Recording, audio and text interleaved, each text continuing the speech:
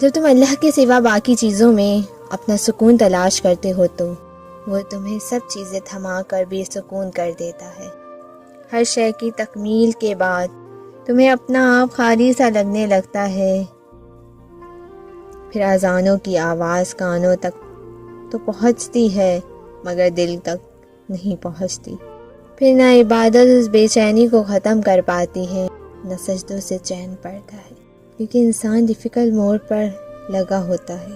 یقین کا دعویٰ کر لینا بہت آسان ہے، مگر امتحان تو تب لیا جاتا ہے جب غم یقین پر بھاری ہوتا ہے، جب دکھوں کی شدت مصلحتوں کو تسلیم نہیں کر پاتی، پھر سب حاصل کر کے بھی تم بے بس ہو جاتے ہو، پھر ہر خوشی تمہیں اداسی لگنے لگتی ہے، پھر اللہ تمہیں بتاتا میں ہوں تو سب ہے، میں نہیں تو کچھ بھی نہیں۔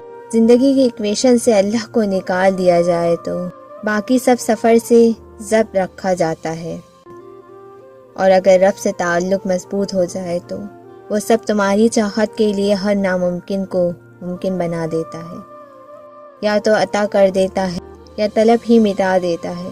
ٹوٹے ہوئے دل سے نکلی ہوئی پکار کو تو اللہ کبھی واپس نہیں موڑتا، اسی میں جب بندہ دعا کرتا ہے تو آمین کہنے سے پہلے اللہ فرشتوں کو حکم دیتا ہے کہ میرے اس بندے کی چاہت قبول کر لی جائے۔ سکون تو بس اسی میں ہے۔ اللہ کا ذکر کرتے رہیں۔